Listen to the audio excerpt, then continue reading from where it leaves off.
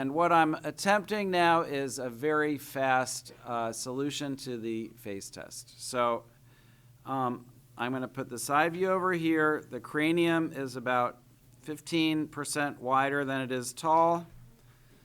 The main landmarks on the cranium are the brow ridge here, the ear hole here. The line of the face extends downward, and the distance from the bottom of the nose to the bottom of the chin is about the same as this unit from the center of the brow ridge to the bottom of the nose. So we end up breaking this head into thirds like this. 1, 2, 3.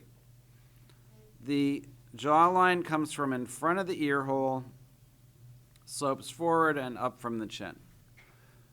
From the front view, the cranium is a circle,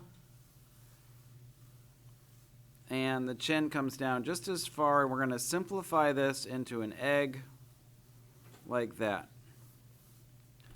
That's as far as I'm going to go for my skulls when I'm doing when I want to end up with skin on it.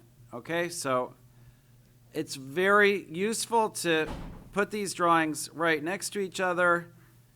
Draw them, pretty small, smaller than your fist, and you don't need more detail than that for the skull. Okay, there's an indent under the brow ridge there, and the nose slopes forward until you get close to this line, then you circle back. The philtrum is halfway between this line and the tip of the nose, about there. The mouth in both of these is going to be a third of the way down this lower section. The upper lip does not project forward, it just cuts under. The bottom lip is a half circle, there's a small space, another half circle. The throat goes about straight back, and then before you get to the angle of the jaw, you're going to angle downwards like that. The back of the neck runs roughly parallel to the front of the neck, and that's what we call the silhouette, without any internal details. Here are the internal details. The nostrils centered above the philtrum. The ala hits roughly at the line of the face. The line between the lips also comes back about to the line of the face. There's a little shading on the upper lip, a little shadow under the bottom lip. Very important, and this is one of the hardest things for everybody.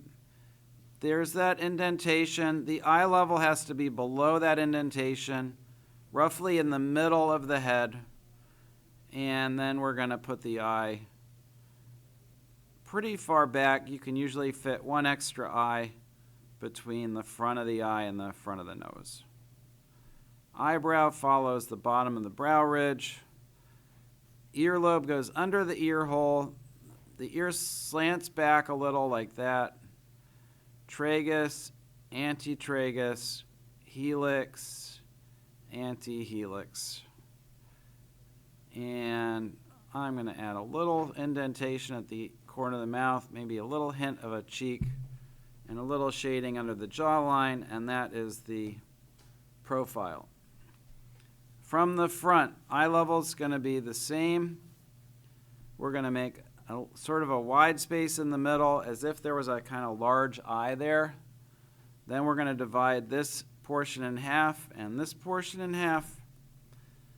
The inside corners of the eyes come below the line and the outside corners hit the line. So the eyes are shaped like this. They are not symmetrical footballs. You can look at an eye and you know whether it's a right eye or a left eye based on where this little lowering is at the middle. Eyelids we're going to put in kind of thin eyelids.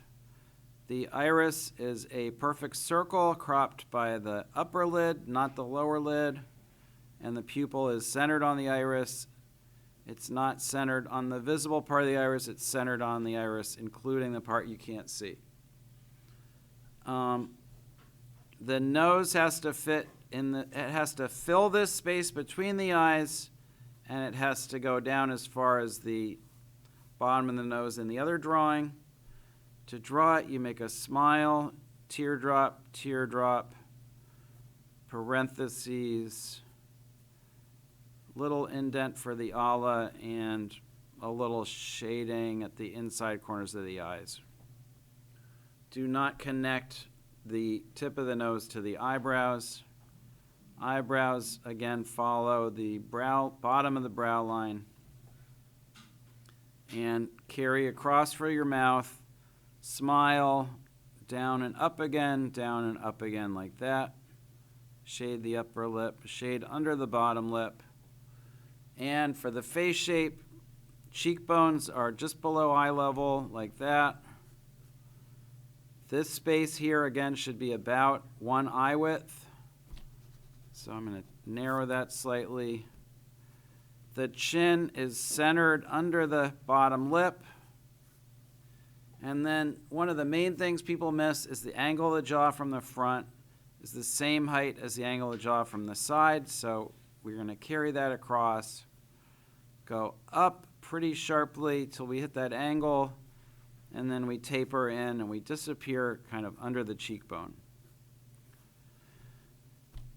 There's a little flattening to the skull right above the cheekbone, and then it gets rounder across the top. And the eyes in both drawings should end up near the middle of the head. The neck's about as wide as the angles of the jaw. And from the front, we're not worried about internal details of the ear, but I want you to show me the ear position level with the top of the eye and with the bottom of the nose. Like that and like this. And that is not a lot of detail, very quick drawings, but that's a perfect score on the face test. So if you want to study, keep reviewing this video.